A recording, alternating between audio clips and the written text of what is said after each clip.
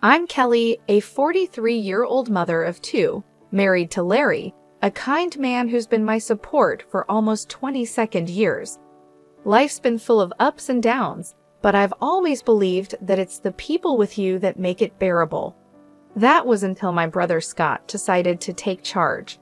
Scott is 10 years younger than me, a whirlwind of bad decisions and wrong priorities. He's the kind of person who thinks the world owes him. Mom always said he'd grow out of it, but at 31 he's still the family's problem. It was a Sunday, the kind that calls for a family gathering at Mom's house. Her house was our safe place, full of childhood memories. As usual, Larry, the kids, and I were there, enjoying Mom's famous roast and her stories from the past. That's when Scott burst in like an unexpected storm. The door slammed against the wall, and he strutted in with a smug smile on his face. He wasn't alone. Clinging to his arm was a young woman, barely out of her teens, with a clearly pregnant belly and a dress more suited for a nightclub than a family lunch. Larry choked on his tea. Lauren, my 13-year-old, asked if she was going to be an aunt. Eric, the 10-year-old, was more interested in why Aunt Olivia's dress was so shiny. Family, meet Olivia, my fiancée, Scott announced, as if he was showing off a prize. Mom's fork dropped. Fiancé, Scott, we talked about this, she said. Olivia flipped her hair and gave us a look that could spoil milk.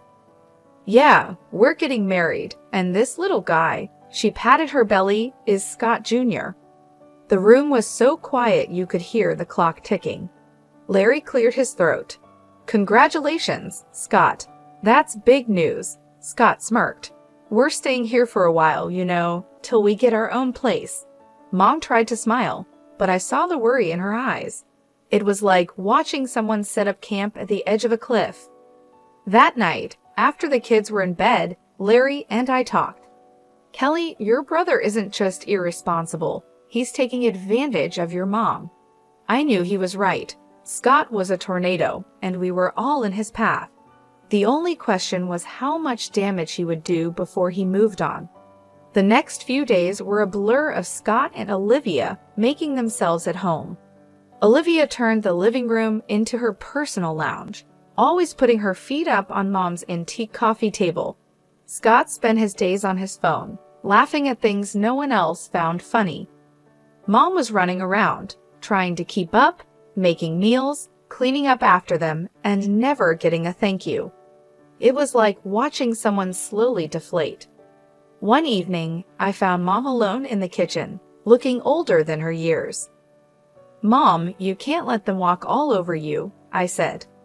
She sighed, Kelly, he's my son, and that's my grandbaby.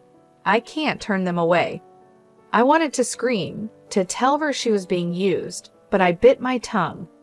Family is complicated, and sometimes love means turning a blind eye, even when you know you shouldn't. That's how our new normal began, Scott and Olivia, the ungrateful guests, and the rest of us trying to keep the peace in a house that suddenly felt too small. Little did I know, this was just the calm before the storm.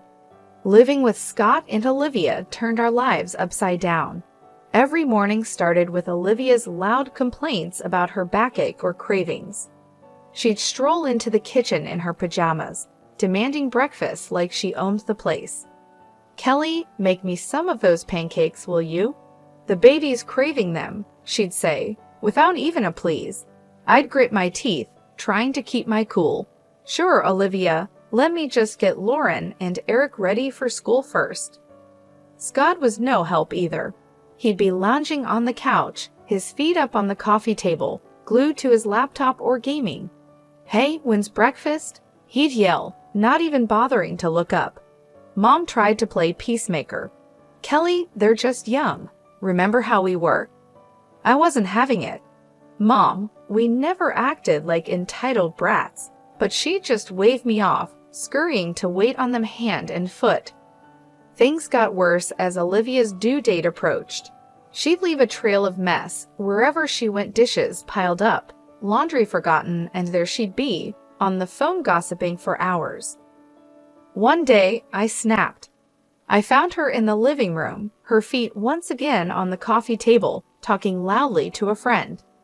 And then I told Scott, we need a new car, something safe for the baby, you know?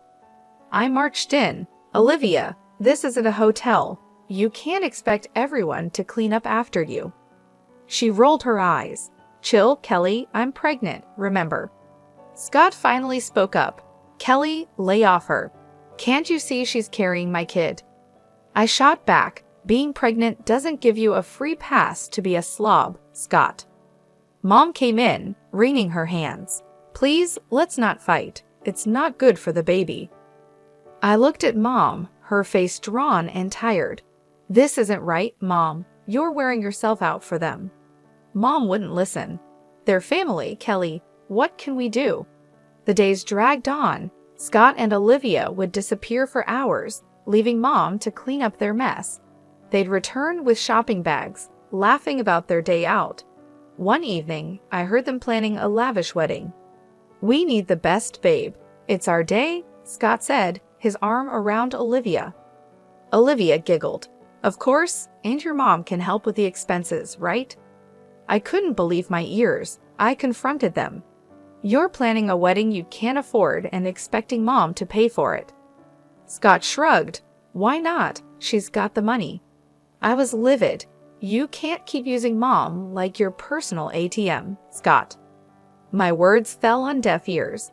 They just laughed and continued their planning, leaving me fuming. Life in Mom's house had gone from bad to unbearable. Olivia had given birth to a baby boy, Jerry. You'd think that would slow them down, but no, it only gave them more excuses. One morning, I walked into the kitchen to find Mom washing a mountain of dishes. Olivia was sprawled on the sofa, cooing at Jerry, while Scott played some game on his phone. Morning, Mom. Why are you doing all these dishes? I asked, trying to keep my voice steady. Mom just sighed. Olivia needs to rest, and Scott's busy. I glanced at Olivia. Busy doing what? Olivia, you can't just leave everything to Mom. Olivia shot me a look. I just had a baby, Kelly. I'm not supposed to stress myself. Scott didn't even look up. Yeah, Kelly, back off. You don't know how hard it is. I couldn't believe it. Hard? You call sitting on your butt all day hard? Mom tried to calm things down. It's okay, Kelly. I don't mind. But I was past caring. No, it's not okay. You're not their servant. It was like talking to a wall. Scott and Olivia just didn't care. They'd leave the house for hours, leaving Mom to take care of Jerry. They'd come back with bags of clothes and gadgets, bragging about their great deals. One day, I found a receipt on the table for a designer dress for Olivia. It cost more than what most people make in a week.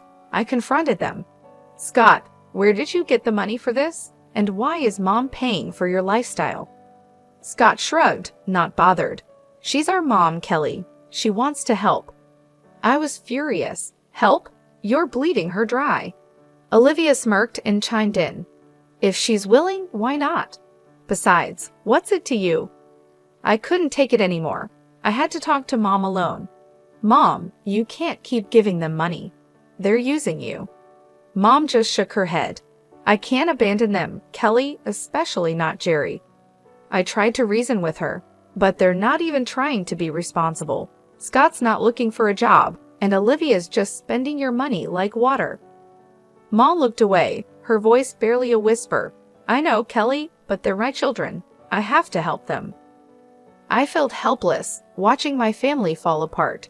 Scott and Olivia were like leeches, draining everything and giving nothing back. And Mom, bless her heart, was too kind to see it. I didn't know how much more I could take. The breaking point was near, and I feared what would happen when we finally reached it.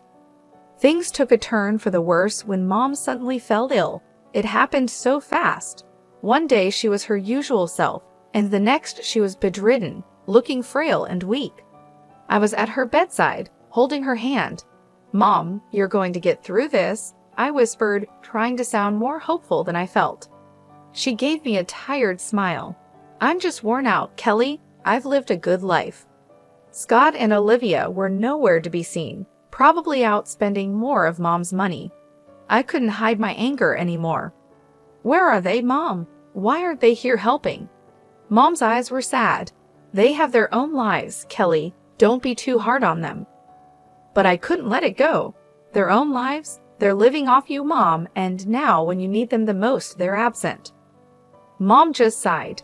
It broke my heart to see her like this, defeated and alone. Then the inevitable happened. Mom passed away quietly one night, with me by her side. Scott and Olivia were out, probably having the time of their lives, oblivious to the tragedy unfolding at home. The funeral was a blur. I remember seeing Scott and Olivia arrive at the funeral looking like they were going to a party instead of mourning a loss. Olivia's dress was too short and flashy even for a funeral. People were whispering, and Larry squeezed my hand, trying to comfort me. After the service, Scott pulled me aside. Kelly, we need to talk about Mom's will. I was still in shock from losing Mom. Now? Can't this wait, Scott? He was insistent. No, it can't. I know she left the house to me. We need to sort this out. I couldn't believe his audacity. Scott, Mom just died. Can't you show a little respect? But Scott was relentless. This is important, Kelly. I'm her son. I deserve it. The day after the funeral, I went to Mom's house to start sorting through her things. When I got there, Olivia answered the door with a smug look. What do you want, Kelly? She sneered. I was taken aback. I came to collect some of Mom's things. Olivia laughed, a cold, harsh sound. Oh, you didn't hear. This is our house now. Scott got everything. Scott appeared behind her, grinning. Yeah, Kelly, Mom changed her will. The house, the money, it's all mine. I felt a surge of anger and disbelief. You're lying. Mom would never do that. Scott shrugged. Believe what you want, but the will is clear. This is my house now. I stood there on the doorstep of the house I grew up in, feeling like a stranger. The realization hit me hard. Not only had I lost my mother, but now I was losing my childhood home to my greedy brother and his manipulative wife. As I walked away, I knew this wasn't the end. I had to fight back for Mom, for my family, and for what was right. But little did I know, the battle ahead would be tougher than anything I'd faced before. I was a bundle of nerves as I walked into the notary's office. The whole situation felt like a bad dream. Losing Mom was hard enough, but fighting with Scott over her will was something I never imagined. The notary, Mr. Richard, was an old family friend. He looked up as I entered, his face somber. Kelly, I'm sorry for your loss. Let's get straight to the matter at hand. I nodded, trying to steady my voice. Mr. Richard, Scott says Mom left everything to him. That can't be true. Mr. Richard shuffled some papers. Well, let's see what the will says. Scott and Olivia walked in just then, all smugness and arrogance. Olivia gave me a triumphant smirk. Ready to lose, Kelly? I ignored her and focused on Mr. Richard. He cleared his throat and began reading the will. My heart was pounding in my chest. And to my son Scott, I leave. I braced myself for the worst. The sum of $4,000. Scott's face fell. What? That's it. Mr. Richard continued, and to my daughter Kelly, I leave the family home and the remainder of my estate. I couldn't believe it. Relief and disbelief washed over me. Olivia was furious. That's impossible. She promised us the house. Mr. Richard looked at them sternly. There's more. It appears your mother made this last will a month ago, after expressing concerns about undue pressure from certain family members. Scott was red with anger. She wanted me to have the house. I couldn't help but feel a sense of justice. Mom knew what you were doing, Scott. She knew you were using her. Scott turned to me, his eyes blazing. You did this. You turned her against me. Olivia chimed in, her voice shrill. We'll contest this. We'll get a lawyer. Mr. Richard raised an eyebrow. You're free to do so, but be aware if it's found that there was any coercion involved in the previous will. There could be legal consequences. Scott and Olivia looked at each other, their confidence wavering. I stood up, feeling stronger than I had in months. Mom saw through your greed. She made sure her last wishes were respected. Scott stormed out, cursing under his breath, with Olivia trailing behind him. I stayed back, thanking Mr. Richard. As I left the office, I felt a mix of emotions. Sadness for losing Mom, relief that her last wishes were honored, and a lingering anger at Scott and Olivia's audacity. It was a regular afternoon when Scott stormed into the house, his face red with anger and disbelief. $200,000 for you, and just a measly $4,000 for me? How is that fair, Kelly? I was sorting through some of Mom's papers, but his outburst made me pause. Scott, that's what Mom decided. You know she always had her reasons. He slammed his hand on the table, making me jump. Reasons? What reasons could she possibly have to screw me over like this? I took a deep breath, trying to keep my cool. Maybe because you and Olivia have been bleeding her dry for years. Scott's face contorted with rage. That's not fair. We deserve that money. That's when I found it, tucked away in a drawer, a letter from Mom. Her handwriting was unmistakable. I pulled it out and started reading. Scott's eyes were fixed on me, a mix of curiosity and fear. What's that? It's from Mom. I said, my voice steady. She explains everything here. The letter laid it out clearly. Mom had originally set aside $200,000 each for Scott and me, but as Scott and Olivia kept asking for money, she started deducting from his share. I looked up at Scott, his face shocked. By the time she wrote her last will, you'd already taken $96,000, Scott. There was only $4,000 left. Scott staggered back as if he'd been hit. No, that can't be true. I felt a surge of anger. It's all yours, Scott. Every cent you and Olivia took came out of your inheritance. He looked lost, his eyes darting around the room. But I didn't know. That's the problem, Scott. You never knew or cared to know. I snapped, my patience wearing thin. He slumped into a chair, burying his face in his hands. What have I done, Kelly? I put the letter down, feeling a mix of pity and frustration. You only got yourself to blame, Scott. You chose this path. Scott left the house that day a broken man. I watched him go, feeling a sense of justice, but also a deep sadness. Our family was torn apart not just by grief, but by greed and ignorance. The house, once a battleground of family feuds, was now eerily quiet. Scott and Olivia had left, cutting off all contact with me. It was both a relief and a curse, leaving me to deal with the aftermath of their chaos. As I sat in the living room, staring at the walls that had witnessed so much, my friend Nancy called. Kelly, have you heard about Scott? I braced myself. No, what now? She hesitated. He's been spotted around town, looking for jobs. And Olivia? She's been seen with different men, flaunting around like she's single. My heart sank. And Jerry, their son. No sign of him, Kelly. It's like they've forgotten they have a child. I slammed my fist on the table, fury boiling inside me. They're irresponsible and selfish. They don't deserve a child. Nancy tried to calm me. Kelly, maybe there's something you can do. Her words sparked an idea. You're right. I'll fight for Jerry. He shouldn't suffer because of them. The next day, I met with a lawyer, a no-nonsense woman named Miss Michelle. I explained everything, my voice trembling with determination. So, you want to pursue custody of your nephew? Miss Michelle asked, her eyes sharp. I nodded firmly. Yes, he's in a toxic environment. I want to give him a better life. Miss Michelle leaned forward. It won't be easy, Kelly, but if you're ready to fight, I'm with you. I felt a surge of determination. I'm ready, whatever it takes. The legal battle that followed was tough. Scott and Olivia were unpredictable, sometimes cooperative, sometimes hostile, but I didn't back down. One evening, after a particularly hard day in court, Larry wrapped his arms around me. You're doing the right thing, Kelly. It's hard but right. I leaned into his embrace, exhausted but hopeful. I just want Jerry to be safe, to have a family that cares. The day the judge granted me temporary custody of Jerry was bittersweet.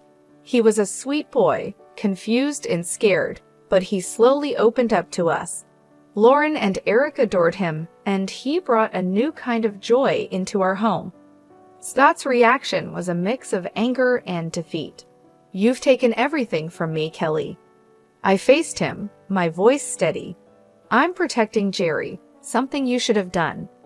As Scott stormed off, I realized our relationship might never be repaired. But this wasn't about us. It was about a little boy who needed a stable home. Life with Jerry was a new adventure. There were challenges, of course, but also laughter and love.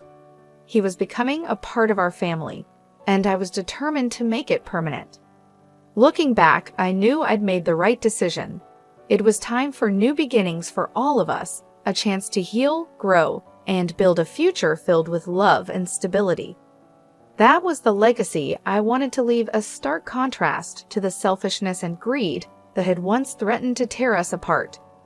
The house, once a reminder of family discord, was now filled with laughter and the pitter-patter of little feet. Jerry had become a part of our lives, his presence a constant source of joy and wonder. One evening, as we were tucking him into bed, he looked up at me with those big innocent eyes. "Aunt Kelly, am I going to stay here forever?" I smoothed his hair, my heart swelling. "Yes, Jerry, you're part of our family now." He smiled, his tiny hand gripping mine. "I like it here. Lauren and Eric are fun." I kissed his forehead. "We love having you here, sweetie." I walked out of his room. Larry was waiting with a proud smile on his face. "He's really settling in, isn't he?" I nodded, feeling accomplished. "He is. We're giving him the life he deserves." The next day, I received a call from Miss Michelle. "Kelly, it's official. The court has granted you full custody of Jerry." I nearly dropped the phone, tears of happiness welling up. "Thank you, Miss Michelle. Thank you for everything." After hanging up, I shared the news with the family. Lauren and Eric cheered, hugging Jerry in a group embrace. Even Larry had tears in his eyes. "We're a family," Larry said, his voice choked with emotion. "A real, complete family." The journey had been long and full of challenges, but we had come out stronger. I thought about Scott and Olivia, wherever they were. I hoped they would find their way, but my focus was now on the children, our family. In the months that followed, Jerry blossomed. He was no longer the timid boy we first met.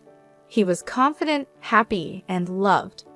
One day, while we were all in the garden, Jerry came running up to me with a dandelion in his hand. "Look, Aunt Kelly, I made a wish." I crouched down to his level. "And what did you wish for?" He grinned, his eyes sparkling. "I wished we'd all be together forever." I hugged him tight. "That's the best wish, Jerry, and it's come true." As I looked around at my family, I felt a deep sense of peace. We had weathered the storm and emerged stronger.